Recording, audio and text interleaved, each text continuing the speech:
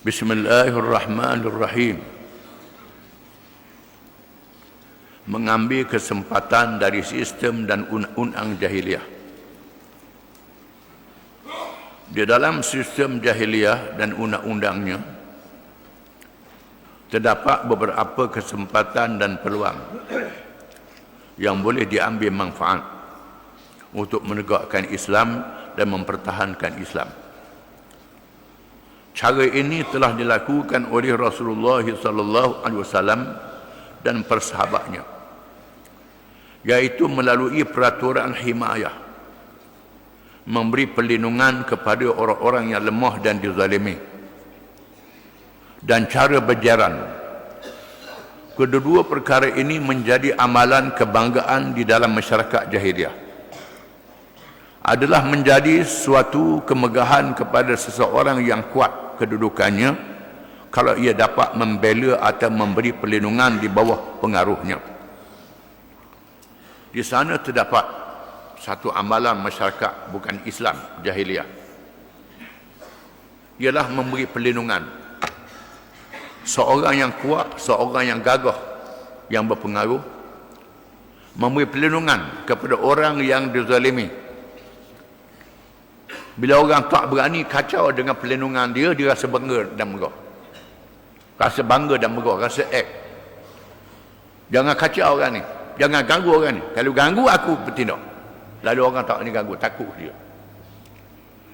Ada orang macam ni, dia tak masuk Islam. Dia tak masuk Islam. Terdapat Nabi dan sahabat-sahabat Nabi sendiri mengambil peluang daripada kalangan yang memberi perlindungan, sama ada himayah ataupun jaran. Jangan kata jaran aku, dia jaran aku. Sayyidina Abu Bakar berlindung dengan jaran dia yang gagah. Nabi berlindung dengan Mut'im bin Adi. Bila Nabi dibelasah, dihentam, Nabi dipukul di Taif, Nabi nak balik Mekah, lalu Nabi dilindungi oleh Mut'im bin Adi. Mut'im bin Adi tak masuk Islam, mati jahiliah, tapi melindungi Nabi di masa jahiliah. Jadi Nabi mengambil kesempatan daripada orang bukan Islam yang memberi perlindungan. Ini ada. Zaman Nabi ada, zaman kita pun ada. Ada jenis manusia yang dia jahat. Dia jahat. Tapi kalau orang buat jahat ke orang, dia marah. Ada. Dan Nabi sebut adalah innallaha yansuru hadzal din birrajulil fajir. Kadang-kadang Allah Taala tolong agama dengan orang jahat. Orang baik menakut. Ada orang baik menakut.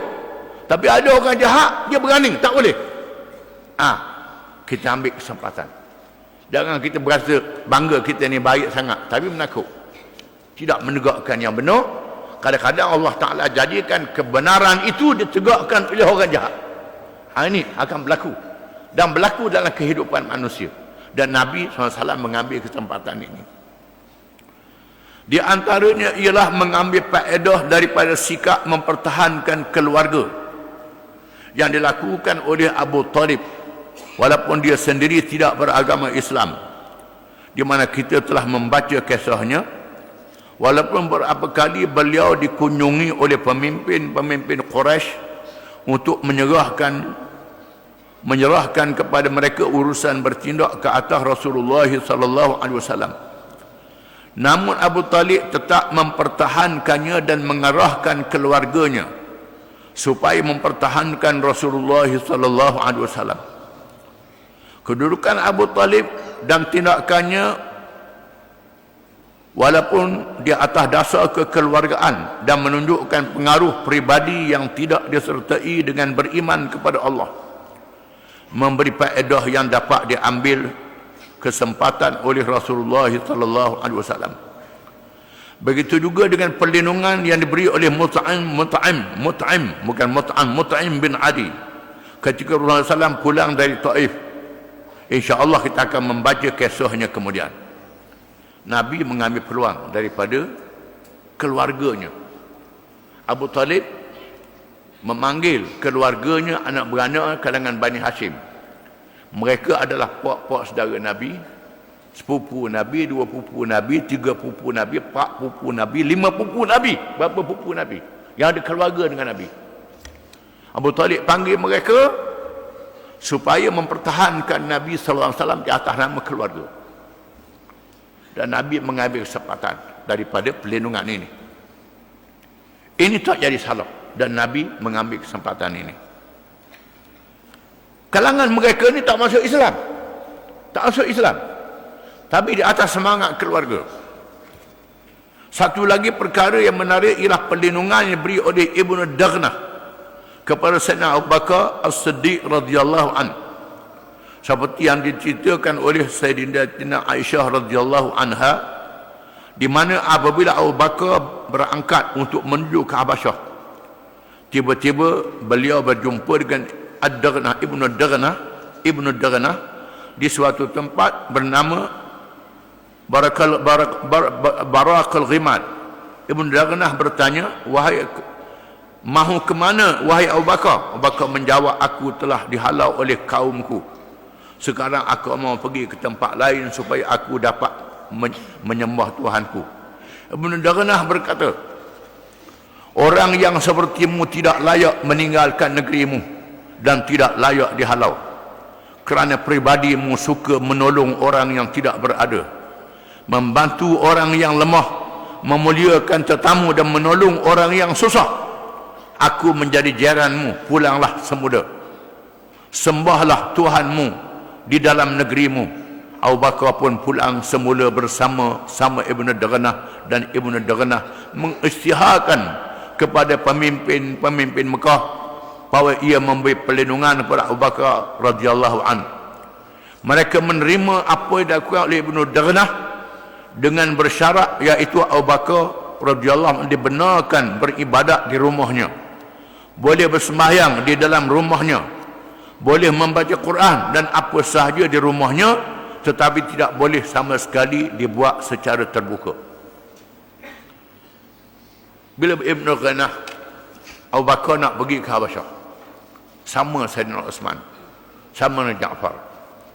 Di tengah jalan berjumpa Ibnu Daghnah. Daghnah ni jiran dia. Dia tanya, nak pergi ke mana? Nak tinggal negeri lah. Nak semayang tak boleh. Nak cakap Islam pun tak boleh. Ibnu Daghnah kata, orang macam mu tak layak dihalau. Mu baik dengan orang, mu buat salah apa? Balik, jangan pergi. Aku sanggup melindungimu. Dia kafir. Ibnu Daghnah ni kafir. Lalu dia bawa Abu Bakar balik ke rumah dan berjumpa dengan Abu Jahal, jumpa pemimpin Mekah. Jangan kacau Abu Bakar. Jangan kacau. Mereka kata, tak apa, aku tak boleh kacau Abu Bakar, dengan syarat jangan sebar kepada orang lain ajaran dia bawa ni. Ibnu Daghnah memberitahu Abu Bakar As-Siddiq radhiyallahu an akan permintaan pemimpin Quraisy itu. Maka Abu Bakar pun tinggal di rumahnya. Setelah beberapa hari, ia pun membina tempat di halaman rumahnya. Dia buat surau, dia buat apa ni, lasar depan rumah dia, dekat rumah dia, buat kawasan.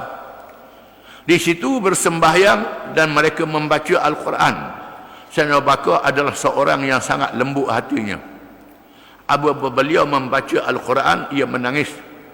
Lalu ia dikerumuni oleh orang-orang perempuan musyrikin dan anak-anak mereka. Mereka tertarik mendengar dan melihat apa yang dibaca dan dilakukan oleh Sayyidina Abu Bakar As-Siddiq radhiyallahu an. Perkara ini membimbangkan pemimpin Mekah. Lalu mereka menemui Ibnu Daghnah dan menyatakan bahawa kami hanyalah membenarkan dia bersemayang dan membaca Quran di rumahnya, bukan membuat tempat di halaman rumah. Kami bimbang apa yang dilakukan oleh Abu Bakar ini dapat mempengaruhi anak-anak isteri kami. Halangi dia dari melakukan perkara ini.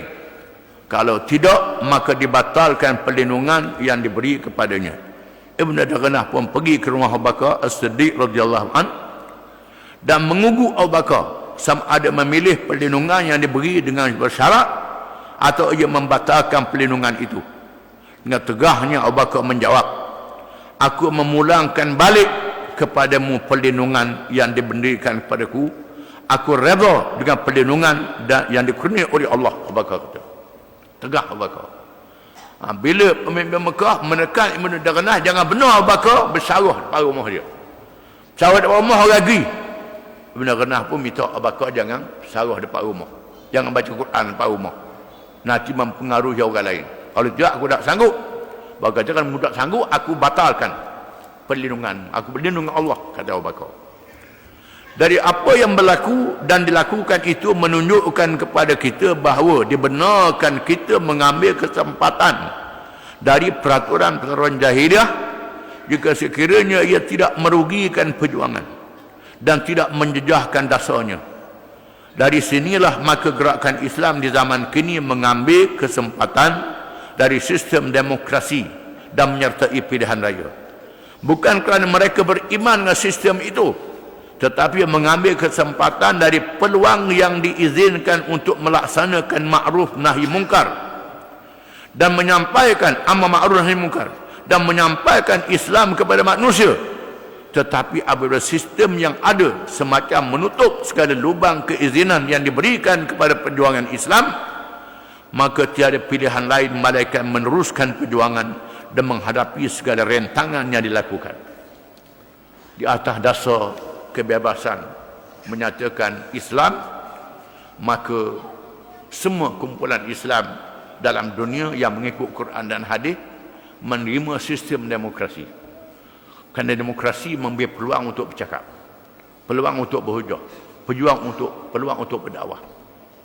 Sekiranya ditutup demokrasi, diktator, maka kita tetap juga berdakwah dan menegakkan Islam. Tak boleh berundur sekali-kali. Ini kena faham. Begitulah kerjasama kita dengan orang kafir, dengan orang bukan Islam. Kita boleh kerjasama dengan orang bukan Islam selagi tak ganggu dasar hukum hakam kita dan peraturan kita.